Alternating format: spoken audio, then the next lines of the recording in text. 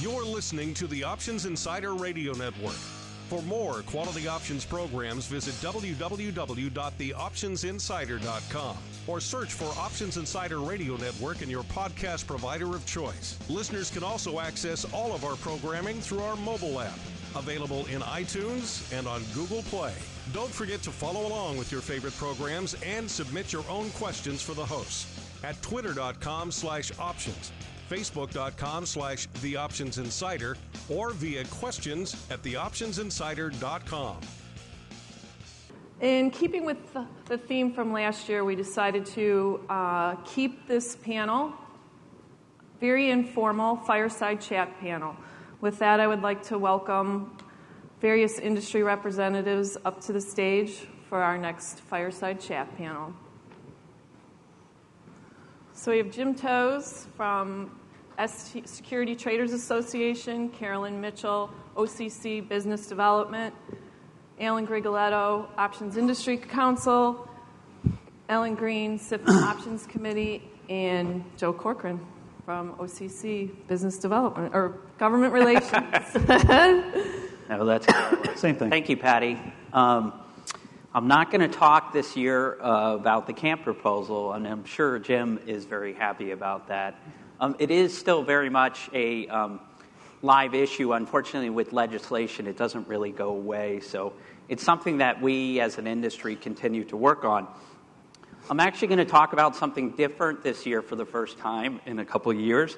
I'm going to talk about an issue related to our clearing members that are affiliated with U.S. banks, and specifically changes to the bank capital rules that occurred at the end of 2013. What it did, actually, these changes to the bank capital rules, was it increased the amount of capital that our clearing members need to hold in order to clear listed options. It's specifically the risk-weighted asset ratio, and the bank regulators, like I said, at the end of 2013, implemented the Basel III Accords and increased the amount of capital that our clearing members need to hold to clear listed options. In a nutshell, what it does is it does not allow our clearing members to take offsets and client accounts on options positions in the same underlying security. It's particularly punitive to option market maker portfolios. As I mentioned, these changes occurred at the end of 2013, and the bank regulators, it's the Office of the Comptroller of the Currency, the Federal Reserve Board, and the FDIC implemented the Basel III rules. As we dug into the issue, it really became apparent to us that the bank regulators, in making this change to the risk-weighted asset calculation, hadn't really looked too deeply into the impact it might have on the listed options markets. You're seeing that a little bit on the future side, or a lot of it on the future side. There's another calculation that U.S. banks need to do to satisfy the capital rules. It's a leverage ratio, and it's having a pretty significant impact on the business of clearing for futures. So this was not something really that came up during the comment period when they were considering adopting the rules. So it was really an issue that became a big concern for the options industry, OCC, and the options exchanges through a group called the U.S. Securities Markets Coalition. Went in to meet with the Federal Reserve Board bank capital staff at the end of last year. In November of last year, we met with them. We explained the issue in detail to them. They were actually pretty happy that we came in. I think, in part, the mission was successful because we educated them about an issue they were really not aware of until we had met with them. They did express some interest in receiving an interpretive request from us. But again, they cautioned us at the time we met with them in November last year that, it probably was going to be a stretch for us to receive interpretive relief on this issue. One of the primary reasons why they made that comment is because the Basel Committee, at the end of last year, adopted a fix. It's called SACR, and I think it's a standardized approach for counterparty credit risk, and it's a new way to measure exposure to counterparties in derivatives transaction. And the bank capital folks told us that they believed it would go a long way towards addressing our concern. We've also actually heard that from our clearing members. At the beginning of this year, we submitted that interpretive request. It's actually on our website if folks are interested in looking at it. And without going into great detail about what we wrote in the letter, it's actually pretty technical and dives deeply into the bank capital rules. We essentially asked them to treat spread trade as a single derivatives transaction for purposes of the bank capital rules. And then we asked them to expand that interpretation to the portfolio level so that it would cover our options market maker portfolios. Within the last week and a half, I actually had a conversation with the bank capital people that we submitted the letter to. They basically told us that they weren't going to go ahead with interpretive relief. It required a rulemaking on their part. And they again mentioned to us that they thought the SACR, which I mentioned earlier, should go a long way towards addressing our concerns. So at this point, we're obviously going to circle up with our clearing members, who are the ones who are most affected by this issue, to talk about next steps as far as making sure that SACR does, in fact, address the concerns that they're currently experiencing under the risk-weighted asset ratio, as well as making sure that SACR is adopted in a timely manner. One thing I should have mentioned is it's scheduled to go into effect in 2017 here in the U.S., so what that means is actually the bank regulators need to adopt it here in the U.S., which sometimes can be a lengthy process, so we want to make sure that the bank regulators act on this fix in a prompt manner. And so I know that I've been talking a lot about bank capital issues, and not all the issues with the changes to the bank capital rules are necessarily bad. I want to turn it over to Carolyn Mitchell, who's the business development head at OCC, to talk about some things OCC is doing as far as equity repos. Sure. Well, thank you. First of all, it's great to be here. Patty, when you introduced us, you said that everybody decided to keep our panel. We were all so relieved in the back there. We were like, thank goodness you're keeping our panel. So it's good to see all of these familiar faces out there. So Joe has touched on all of the regulatory changes. There's a lot going on in the industry. And in many ways, we know that our market participants are looking for some relief from Basel III and some of the capital changes that exist, and these changes can really impact our industry. But as a clearinghouse, we're in a position to work with the participants to develop clearing solutions to help reduce capital charges and provide capital efficiency. So from a business development perspective, that is our top goal, capital efficiency. So in line with that, we don't have a whole lot of time, so I'm going to briefly touch on 3 clearing services we're working on, and then I'll be here this whole conference, so please come and find me if you want more detail. But the first 2 fall under securities finance, and the first one I'll touch on is stock loan. So most of you here know that OCC is the only clearinghouse for stock loan in the United States. We clear bilateral transactions, and we also clear transactions from a market loan program. We're looking to extend our clearing services in stock loan to enable agent lenders to come on as a membership. It would probably be a limited membership of some form and directly face off against the clearinghouse. And the benefit of this program is that it will maintain the relationship that an agent lender has with its beneficial owner. It will also allow the beneficial owner to act as principal to the trade. The beneficial owner really is principal, but in today's stock loan program, the clearing member broker-dealer has to act as principal, and there's capital implications with that. So with this new program, it will allow the agent lender to truly act in an agent capacity. So we're working with a large industry group to create this solution, and we're we think it really will add value and also help the stock loan industry because we know that it's threatened by the increased capital charges. The second part of securities finance is repo. And Joe touched on that, but we are also looking at a clearing solution for equity repo. We're kind of a equities clearinghouse, so that's our wheelhouse. So we're focusing on equity repurchase transactions. And we're looking to do this through a market loan program and also a bilateral program. The great thing about an equity repo cleared solution is that, one, it provides capital efficiencies, but it also addresses some of the regulatory concerns that have been brought up over the last 3-4 years, those issues such as fire sale risk and other concerns that we think clearing will solve. And lastly, I just want to touch on OTC. I know you guys have heard me talk about OTC for a number of years, but we are live now with clearing bilateral S&P 500 contracts between dealers, and we are working on rolling out a dealer-to-client solution. So the more services that we can provide as a clearinghouse to bring these uncleared trades into a clearinghouse, we know that it also provides capital efficiencies for all of you.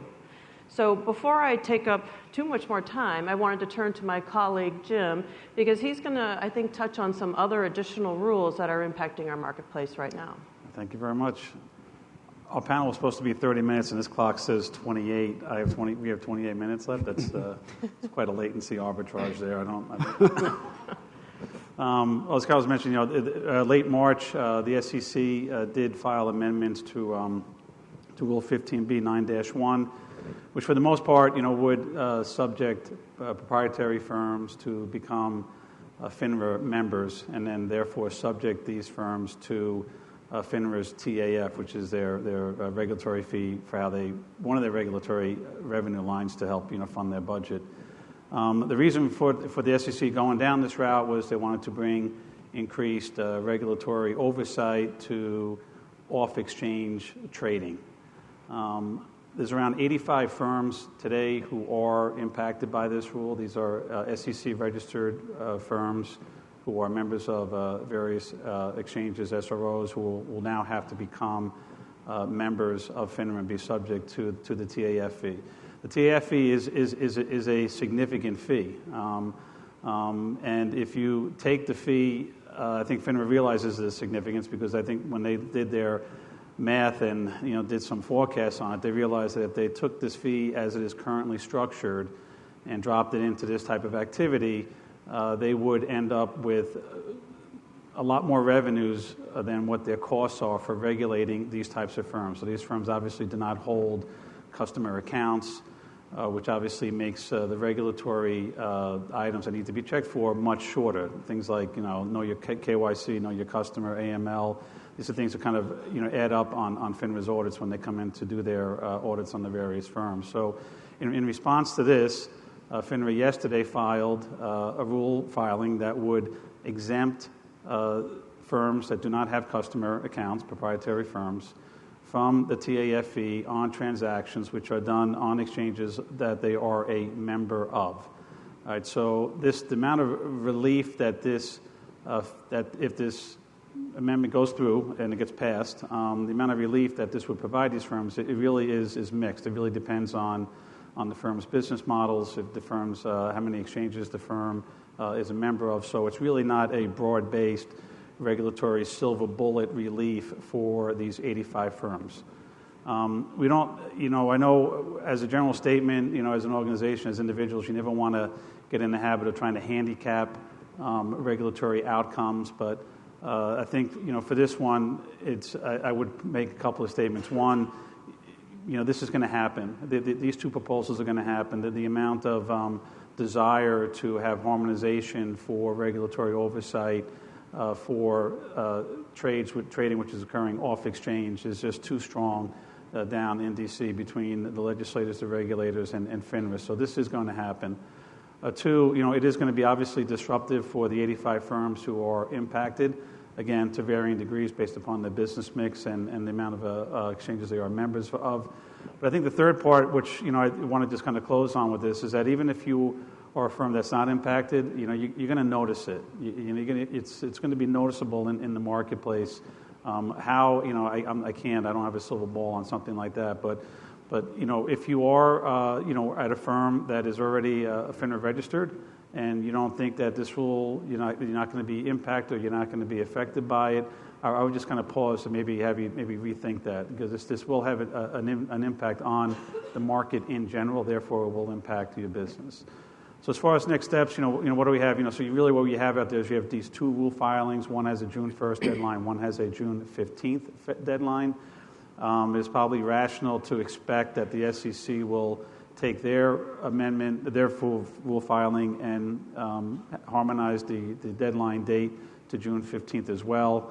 And then we'll see how this happens. But again, just to the firms who are impacted on this, I mean, I know, I would just kind of encourage you to think about the approach that you take on how you engage the regulators on this particular issue. I know sometimes we, as a general statement, none of us like regulation.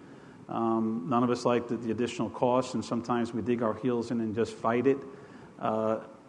This is also maybe an opportunity, rather than just thinking about fighting it tooth and nail, to maybe think about there's a window of opportunity here to negotiate terms and conditions on this fee that is coming up, and to try to get it to at least push it in a direction where it is a little bit better for you, versus just digging your heels in and then not having the ability to negotiate anything should it go against you.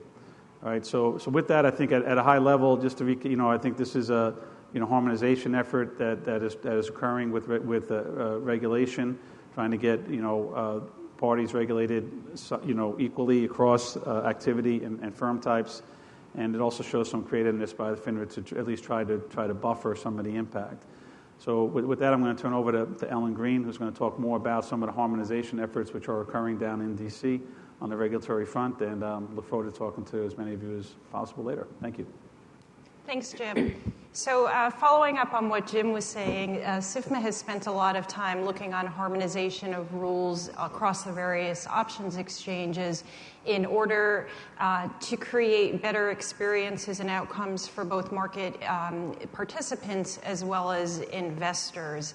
And we really started this exercise a couple of years ago after a customer order on Philex was deemed in error, and the adjustment price exceeded the customer's limit order price. That really got us thinking about some of the divergent rules and outcomes that existed on the exchanges.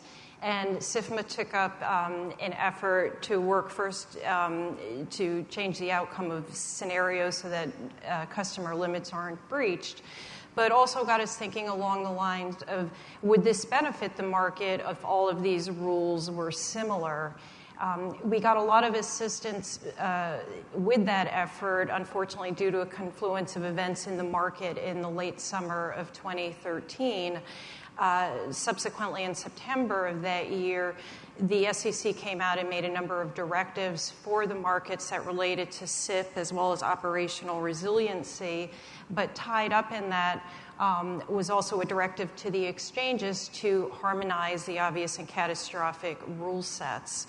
I know that this has been a long effort that the exchanges have spent considerable time working on, but I think that it's probably been a fruitful exercise in that the rules have now been approved by the Commission, and the new harmonized rule set does go into effect on Friday. There are some next steps that the exchanges will need to work on for that, and SIFMA will definitely be forward thinking of that and working with the exchanges to ensure that issues like a centralized source for theoretical value and complex and some other parts of that rule, to make sure that those are getting tackled as well. But I think that the end result of having a market participant having a determinative outcome and for creating a scenario where investors know that they have added protections in the market, I think is something that's been very valuable. Following on the heels of that, and certainly thanking the exchanges for their receptiveness in working with that, we looked at the penny pilot and realized that that might better serve the market instead of having a pilot that was initiated in 2006, if that was to become a permanent rule set in the markets. So we began working on that with the exchanges a little over a year ago. There was certainly consensus amongst the SIFMA committee that a permanent rule set was needed. Determining the number of classes that would comprise that program was much more challenging. We determined that was something the exchanges would really be best able to work with. A lot of time and energy was spent on that. But at the end of the day, it looks like the SEC is maybe thinking that the number of securities which exchanges have already justified and worked with the commission to get approval for, that 363 number might be the appropriate number. That's what the exchanges are working with. They've been spending a lot of time with this, and it does look like a filing should be submitted to the commission by the end of the second quarter. Along the lines of harmonization of rules, another aspect of the market where we saw some inconsistencies and realized that rules could be both harmonized as well as enhanced had to do with the strike listing procedures. We've heard from a lot of our committee members that their customers were unable to roll into certain strikes due to the rules not allowing due to the rules not always supporting the consistency of the front months and the weeklies. So that was something that we looked at again, looked to the exchanges to partner with us to create a new rule set. And we've spent considerable time on it. SIFMA has recently gone back to the exchanges with a recommendation for how the program should look. Ideally, we think it should be something that's fairly simple, but will allow for the appropriate strike liftings without creating a proliferation of unnecessary strikes. So that work has been going very well, as I mentioned, and it kind of leaves us as we think about some of the other efforts. There is a lot of interest from the committee in having rules be harmonized, markets be transparent. However, as we think about these things, we also have to think, in my opinion, about the competitive interests of the exchanges. And so as we think about whether it be order types, even things like a professional customer designation, I think we have a lot of work to do. I know a lot of these issues won't be easy, to reach a consensus on. However, we do continue to strive as a committee to make improvements to the market for both the market participants as well as both retail and institutional investors. And hopefully, these changes will support additional growth in the options market. I know Alan's been spending a lot of time working with institutional investors. I know there's a program that's running concurrently to the OIC conference. So with that, I'll turn it over to Alan. Thank you very much, Ellen, and it's good to be here. When we were having our preliminary talks about this Fireside Chat, they designated me to go last because I was going to give you the uplifting portion of the speech rather than the heavy-handed regulatory challenges that we face. I think mine was very uplifting. Yes. So I want to talk about some of the things we've done in the past year at OIC without going through an entire laundry list. We have several studies that are coming out which will benefit us in the institutional space. Professor Hamler from Notre Dame and Professor Miller from Mississippi State have conducted a study on the top 10 most commonly held household stocks across all 401k plans as identified by CNBC. And these optionable strategies that they applied, they're going to release the study Friday to an advisors forum that we're running concurrently with the Options Industry Conference. This is something that was a brainchild of Barry Nobel back, I think, about 3 years ago. It'll be our 7th such forum that we've created with this express purpose of targeting the advisor community and getting them on board and comfortable with using listed options. I can tell you that listed options are in huge demand, not only from the advisor space, but also from the institutional space as well. The pensions are opening their doors to OIC and to CBOE. And it's a function really of the current economic situation with very low yield. The search for yield is on, and any kind of Markowitz constructed portfolio that you're familiar with from your college finance days would tell you you'd have 40% of your portfolio in fixed income in a world that's now many countries into negative rates. It's creating an issue where a search for yield is paramount and something that advisors want to have in their quiver so that they can better address their client needs and provide for them. So options are becoming the solution to that problem, and we're very encouraged about the path. We've only really started down this path in the last 3 years. The forum that will take place on Friday will be 75 of the largest independent advisors and wirehouse FAs in the country.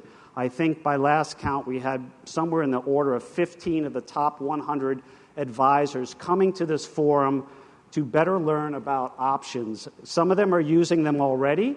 Others are just getting started. Some of them are at an expert level but want to learn new strategies. And I think this is just a perfect way for them to advance their knowledge.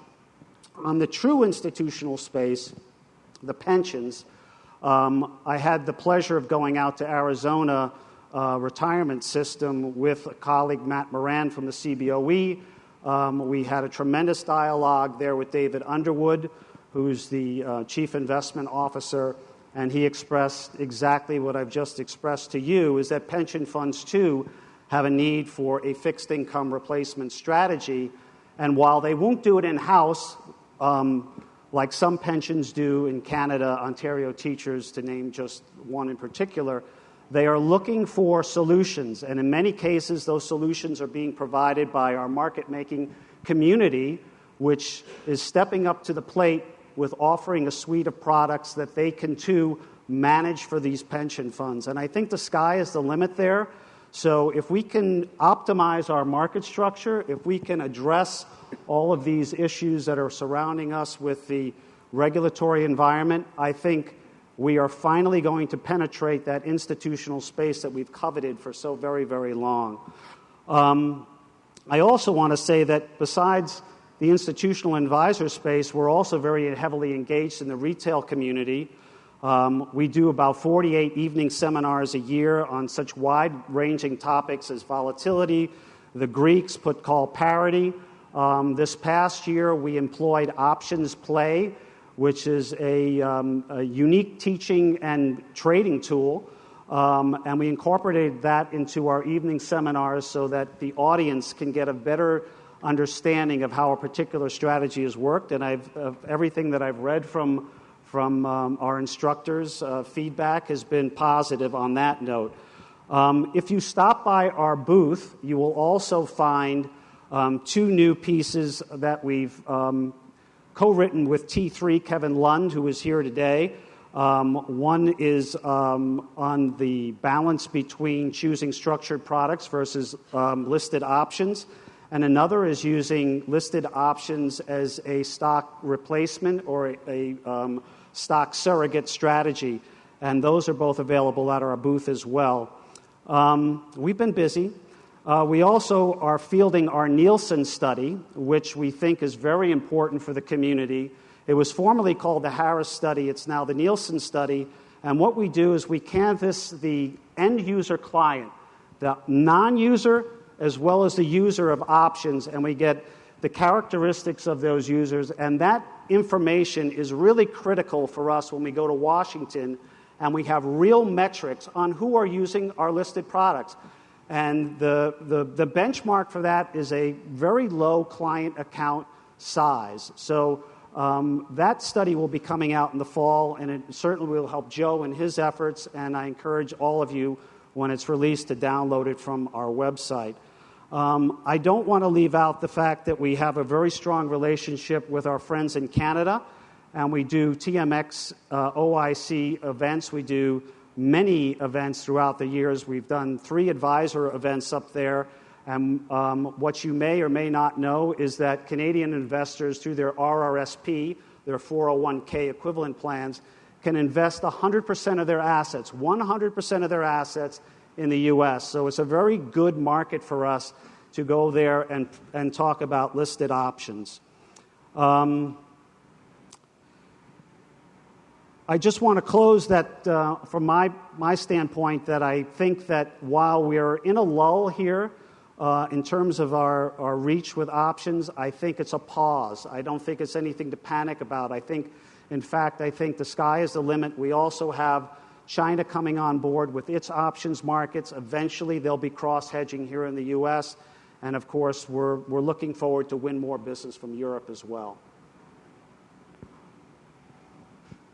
We have a few minutes left. Should we take questions, Ellen? I don't think we have any mics, but... Okay. All right. Thank you. One question out there. Question.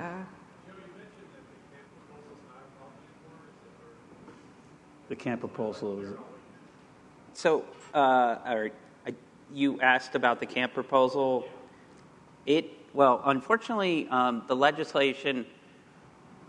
So, Chairman Camp put out a draft bill in 2013 that would mark all derivatives to market. There was a score associated with that proposal, and what a score means is how much revenue would the proposal bring in over a 10-year budget window or period. And I think it's in the range of $15 to $18 billion.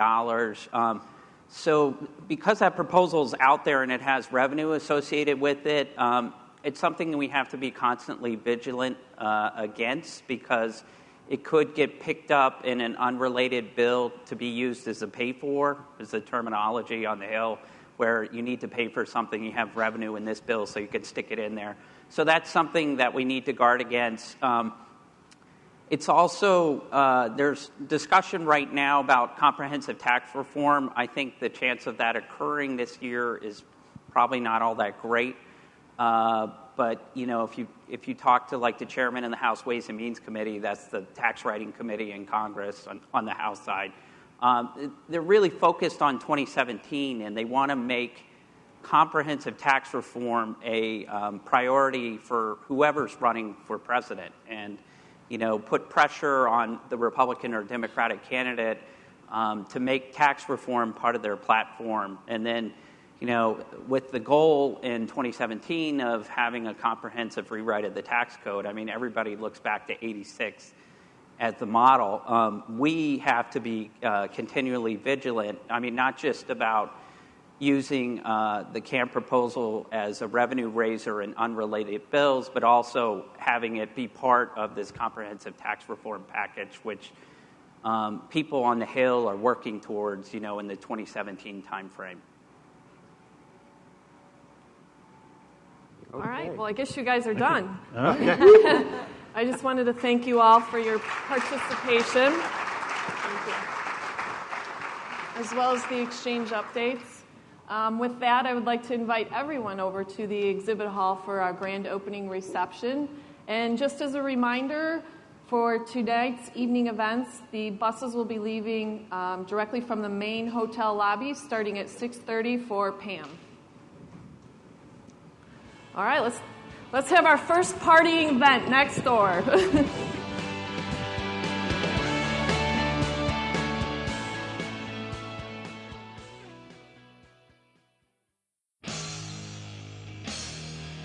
The preceding program was a production of the Options Insider Radio Network. For more quality options programs, visit www.theoptionsinsider.com or search for Options Insider Radio Network in your podcast provider of choice. Listeners can also access all of our programming through our mobile app, available in iTunes and on Google Play.